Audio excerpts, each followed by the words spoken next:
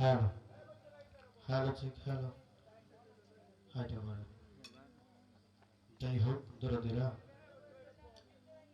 সারা রাত ব্যাপী দুজন শিল্পী আপনাদের মাঝে ছিলাম।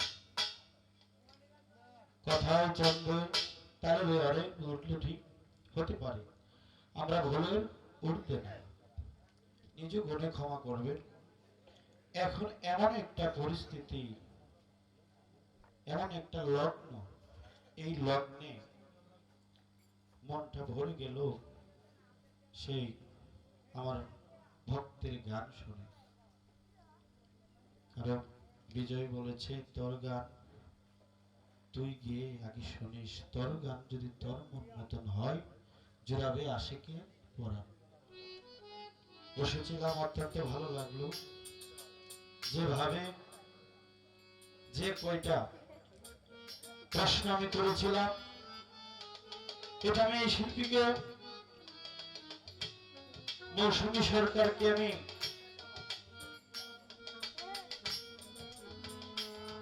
বড় করার জন্য বলছি না, আসলে অত্যন্ত চমৎকার ভাবে প্রশ্নের জবাব করেছে।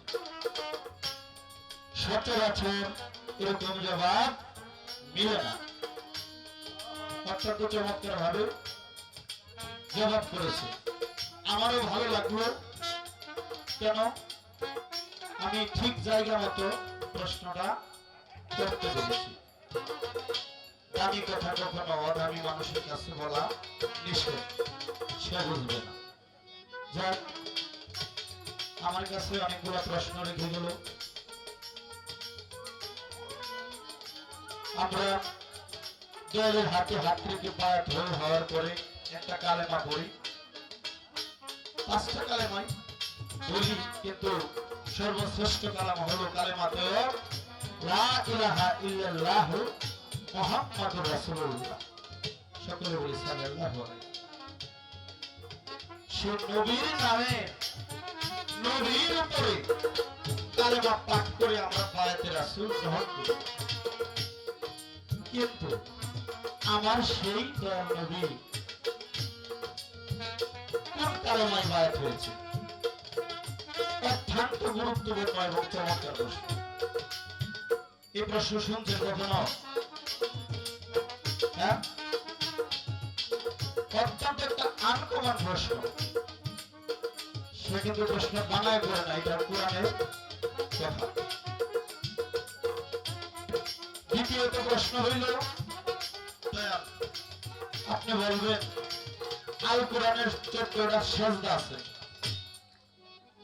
নামাজ শিক্ষা বইয়ের ভিতরে ওটা, সেটা আমরা পাই। ওইটা আমি জানতে চাই না, কোরআনের জবাব চাই না, আপনি এই দেহ বান্ডে যাহা আছে মানব বিশ্ব ভূমণ্ডলে তাহা আছে এ মানবের বান্ডে, যেহেতু আমরা সর্বশ্রেষ্ঠ মানুষ, সর্বশ্রেষ্ঠ জীব, আমাদের ভিতরে এর চেয়ে আরো বেশি আছে। আমাকে দেহের 14 শ্রদ্ধা সম্পর্কে বলবেন। এটা হলো তার দ্বিতীয় নম্বর। তৃতীয় প্রশ্ন হলো রোজা কার উপরে হারাম। চতুর্থ একটা পেশ, কেমন পেশ? অনেকগুলা ওলিয়া উলিয়ার মাথার ভাঙচুর করতেছে, একটা ওলি উইটা কেন বলে না এই খবরদার। এটা হলো তার পয়েন্ট। আসলে অনেক অলি, কয়টা বলবো, অনেক অলির জীবনী আছে, তারা কবর থেকে উইটা এরকম করছে। বড় পীর আব্দুল কাদের জিলানী, সেই পীরকুলের শিরোমণি, ওনার একদিন ওনার মায়, হ্যাঁ ওনার একদিন ওনার মায়ে লাঠি দিয়ে একটু আছে না পোলাপান একটু একটু তাড়া করে, সে তাড়া করার পরে কবর থেকে অনেকে বড় পীরের মহব্বত উইটা পড়ছিল। হ্যাঁ উইটা কবর থেকে লাঠি সোটা নিয়ে সবাই খাড়া। বড় পীর আব্দুল কাদের জিলানীর মা বলল, তুই পীর বিদায়, তুই একজন পীর বিদায়, আমার অসম্মান করলি? না আমার অসম্মান করি নাই, এটা একটা মাঝে যা। এরপরে সবাই বড় পীরের হুকুমে চলে গেল, একজন লোক যায় না, একটা গারো মানুষের লোক আছে না, কেউ সিজি তার যাবো না, এখন পর্যন্ত বেঁচে আছে। যাই হোক এই প্রসঙ্গ আমি টানলাম না। তো আল্লাহর ওলিরা যে রোজা থেকে রিজিক প্রাপ্ত এবং জীবিত, এটার দলিল সূরা ইউসুফ আয়াত নাম্বার 62। আল্লাহ পাক আল কোরআনে বলেছে, খবরদার হুঁশিয়ার, আল্লাহর ওলিকে কখনো মৃত বলিও না, তারা কখনো দুঃখিত না, তারা রোজা থেকে রিজিক প্রাপ্ত। আরেকটা দলিল দেই, সূরা আল ইমরান আয়াত নাম্বার 169। এটার ভিতরে আল্লাহ পাক বলছে আল্লাহর ওলিরা রোজাতে জীবিত, তার কোনো সন্দেহ আছে? আচ্ছা এখন আসি পয়েন্ট, কেন আল্লাহর ওলিরা এতগুলো মাজার বানতেছে? তারা কি ওলি না? অবশ্যই ওলি। তারা কেন রোজা থেকে উঠা বলে না যে সাবধান, আমাকে আমার মাজার ভাঙিও না? আসলে বাবা আমার রাসূল পাকের জীবনী পড়ে দেখবেন, অনেক মানুষ অনেক ভাবে আঘাত করেছে আমার নবীকে, করে নাই? কিন্তু সেই উহুদের যুদ্ধে বলেন, যতগুলা যুদ্ধ হয়েছে, হ্যাঁ দয়াল নবীজির দান্তার মোবারক শহীদ হয়েছে। আল্লাহ পাক বলেছে তায়েবের যুদ্ধ হয়েছে, আল্লাহ পাক বলেছে হে রাসূল আপনি বলেন, আপনি একবার হুকুম করেন এই মুহূর্তে তায়েববাসীকে আমি ধ্বংস করে ফেলবো। কিন্তু আল্লাহ পাক বলছে, দয়াল নবীজি বলছে না, তারা তো বুঝে নাই। আমাদের সেই নবীর শিক্ষা আমাদের আল্লাহর ওলিরা ধারণ করেছে, এই জন্যই তারা রোজা থেকে উঠা বলে না খবরদার সাবধান। কিন্তু মায়া তোমার একটা কথা বলি না, ইউটিউবের যুগ তো, যে কটা আল্লাহর ওলির যে কটা মাজার ভাঙছে, মাজার ভাঙতে গিয়া প্রত্যেকটা পার্টির প্রত্যেকটা গ্রুপের একটা না একটা ক্ষতি হয়েছে, হয়েছে কিনা? একটা হুকুম দিছিল শুধু বলাই খামরায়, ওটারও মারছে, ওটার মেয়েরও মারছে, ফুলাবান হত্যা মারছে, এক বাড়িতে 3 জন। আল্লাহর ওলির পাওয়ার নাই কই? হ্যাঁ গায়ের পশম দাঁড়িয়ে যা আল্লাহর ওলিদের সেই রুহানি কথা বলতে গেল। ফসি বাবার মাজারে যখন আঘাত করতে গেল, যখন শাখল দিয়ে যখন পার দেয়, সাথে সাথে রক্ত আসছে, কিন্তু বেঈমানের দলেরা, ওহাবীর দলেরা তারা বুঝে না। এই যে আমার দাদা গুরু রশিদ সরকার বলছে, ওরে ভালো চোখটা কেন করলি কানা, সারা মাওলানা ভালো চোখটা কেন করলি কানা? মুন্সি মাওলানা মৌলভী তারা কোরআন পড়ার করেছে দাবি তোরে নাকি হের পাইরবি অহংকারে ভরা তার অহংকারে ভরা চলে না কথা দিয়ে করে তারা নদীর পাহাড় খাড়া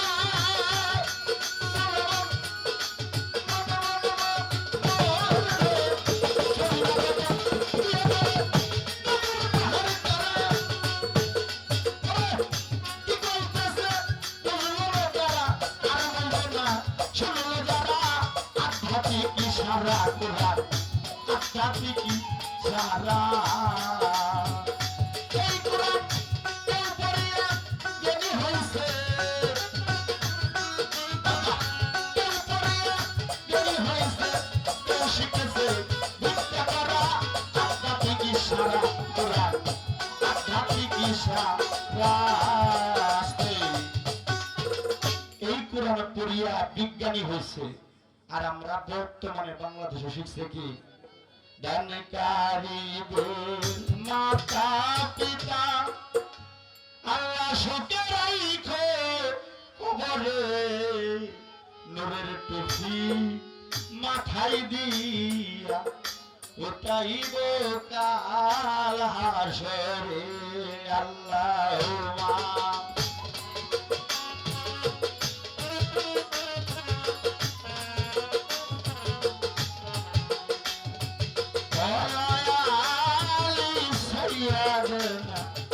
মাওলানা মুহাম্মদ ও আমার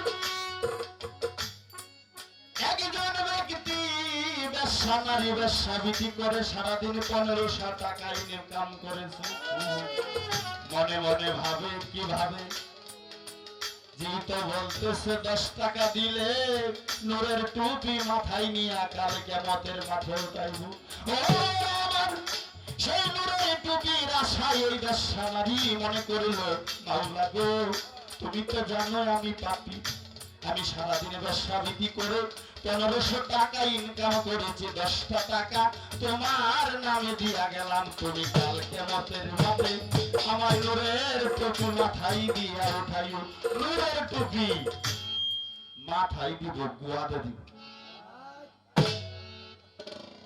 এমন কেউ আছে দলিল দিতে পারবো এইভাবে ভিক্ষা করার কোন দলিল আছে নবীর শিক্ষা কেউ করে না ভিক্ষা আর তারা করে ভিক্ষা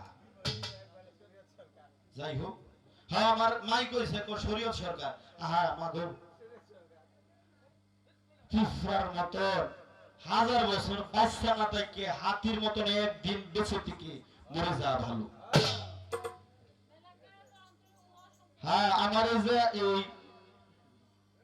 এই গদিনী শিব পিসাবের যে আমার দরদি ছোট মেজো ছেলে যিনি শাহালম ভাই ওনার সাথে আমি ঘরে আইসা বলছি আমার যদি মরণ তো হবেই কুল্লে নাফসি যায়কাতুল মউত মৃত্যুর স্বাদ প্রত্যেকটা জীবের গ্রহণ করতে হবে আমার যদি মরণ হয় এমন একজন ওলির দরবারে যেন মরণ হয় প্রাণটা যায় আমি ধন্য হব আমার জীবনে কোনো ইবাদত না থাকলেও এই ওলির ওসিলায় আমি পারব তাহলে মা যদি আমি শরীয়ত সরকারের মতন আমারে ধরে শরীয়ত সরকারে ধরছে আটকায় রাখতে পারে না আমারও ধরলে আমারে আটকায় রাখতে পারবো না আল্লাহর ওলিদের অস্ত্রের উপরে আর কোনো অস্ত্র নাই আছে নাকি খাজা বাবার অনেক দলিল আছে যাক অনেক প্রশ্ন আছে গেল একটা দ্বিতীয়ত হইল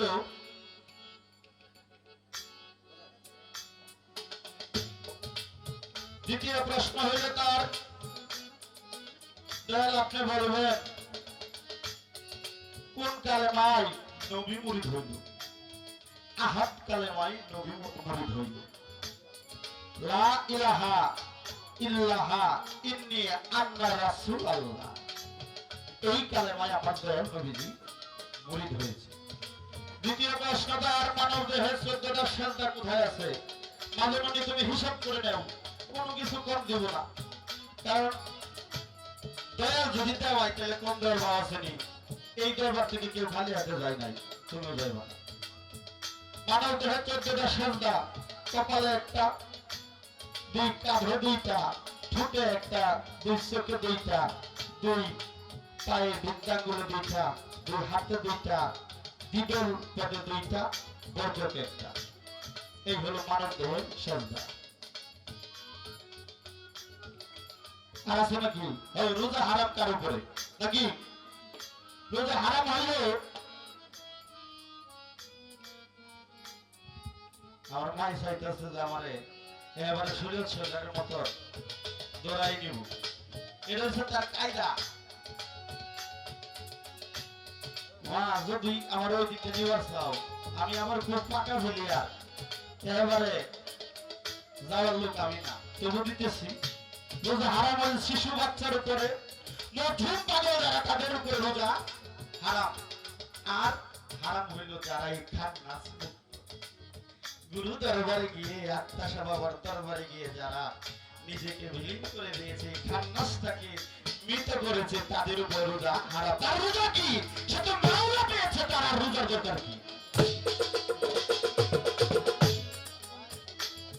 মান আরাফা নাফসাহু ফাকাদ আরাফা রাব্বাহু। তুমি নিজেকে নিজে চেনো। এগুলো অনেক কথা বলে গেছে আমার মা। তুমি নিজেকে যখন চিনতে পারো তখন তুমি কে সেটা তুমি নির্ণয় করতে পারো।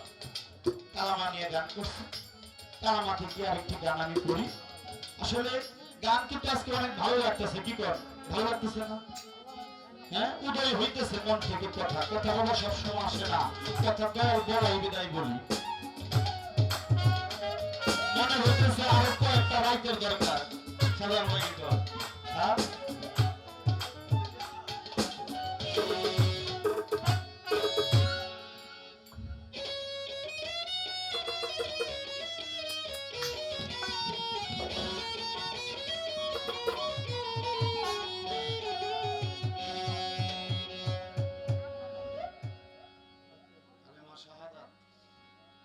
আশহাদু আল্লা লা ইলাহা ইল্লাল্লাহু মুহাম্মাদুর রাসূলুল্লাহ ওয়াহদাহু লা শারীকা লাহু আশহাদু আন্না মুহাম্মাদান আবদুহু ওয়া রাসূলুহু। হ্যাঁ, সাক্ষী দেওয়া। বাবা, এটা যদি একটা মার্ডার হয়, যদি আপনি দেখেন ইন্ডিয়া, যদি এরপরে গিয়া কোন যে আমি ওই মার্ডারের সাক্ষী যদি আপনারা দেয়, তখন যদি আপনি বয়ান করেন আমি তো ঘটনাস্থলে ছিলাম না, আপনারা কি সাক্ষী রাখবো? হ্যাঁ হ্যাঁ, এটা অনেক বেদ রহস্য আছে, সময় হয়ে বলতে পারলাম না। কালেমা দেই ঘাস হই না, কালেমা পড়তে হইব। কালেমা যারা পড়ছে না তারা হলো কাফের, যারা পড়ছে তারা হলো কুফর। এই কালেমা কাল কিয়ামতের মাঠে হাতে হ্যান্ডকাপ লাগায়া টানতে টানতে জাহান্নামে নিয়ে যাবে। তার মানে কালেমা পড়লে বিপদ, কালেমা দেখার বস্তু, তাই না? গান শুনে লাগে।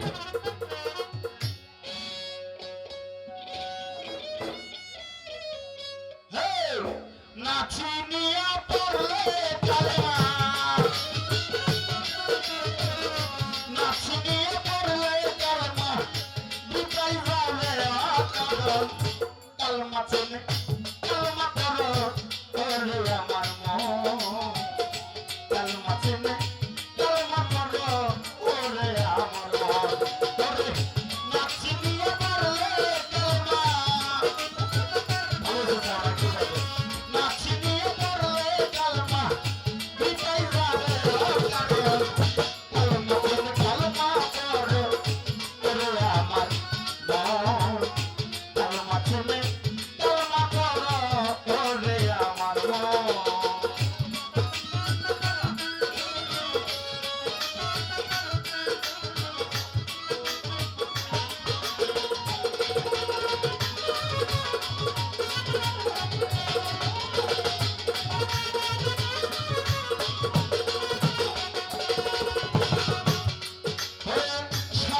আছে মিলন গোপরে বাবা, কালেমা ছিল রাসূল।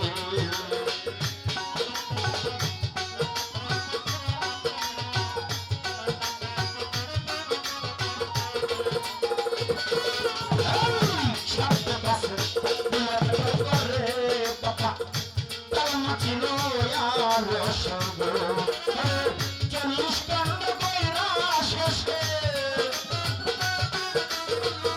40 কাণ্ড কইরা শেষে বাবা সকলি করলো সৃজন কালমা চিনে কালমা করো ওরে আমার মন কালমা চিনে কালমা করো ওরে আমার মন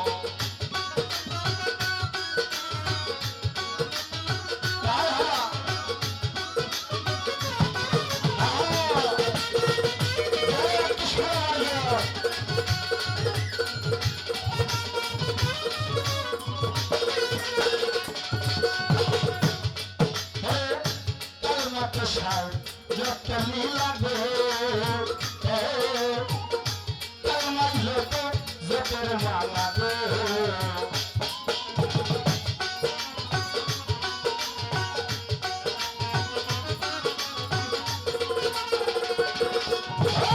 কালমা কষাই যদি সারা গো বাবা কালমা করো যতের মালা গো বাবা তাহিত্যিক করিয়া কালমা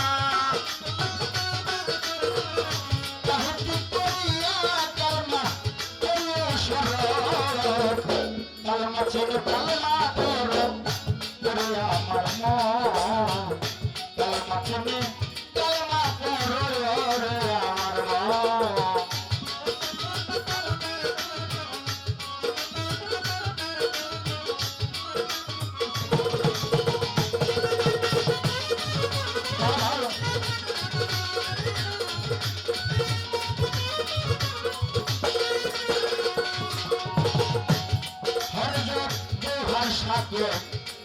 এই দিকে তাকো কালমার সুরত চোখে দেখো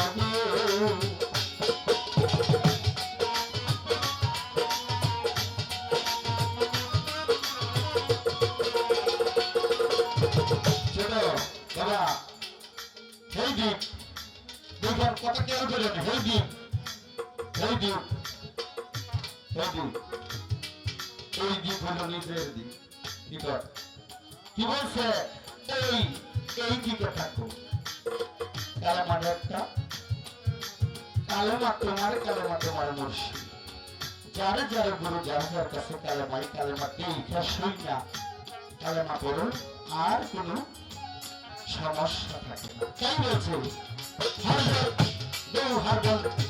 এই দিকে থাকো বাবা কালেমা সুরত চোখকে দেখো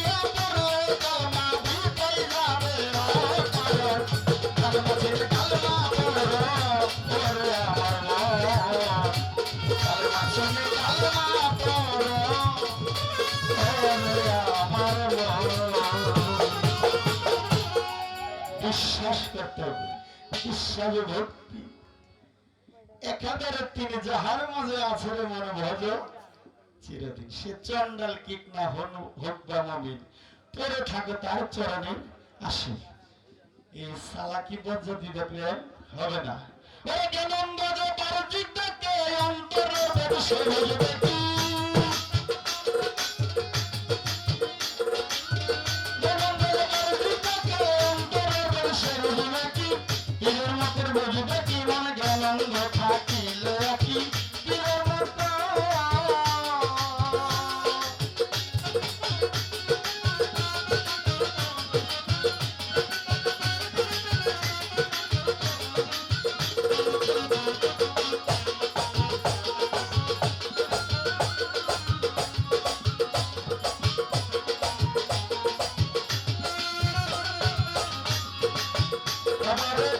সাথে সাক্ষাৎ করা আমাদের তোমার করা হাজার হাজার সওয়াব হবে সন্দেহ কি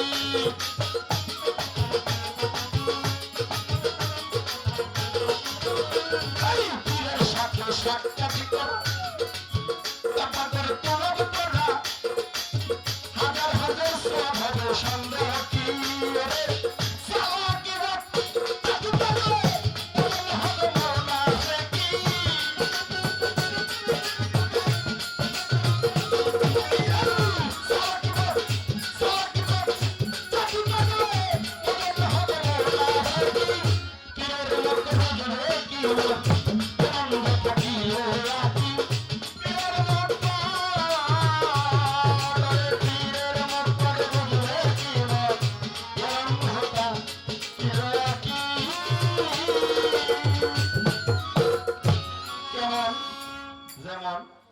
উনিও মানুষ আমিও মানুষ উনিও বিয়ে করে আমিও বিয়ে করি উনিও কদিন ঘরে মরে যায় আমিও মরে যাই হ্যাঁ কবর আর মাজারের পার্থক্য তাই না আর কয় মিনিট আছে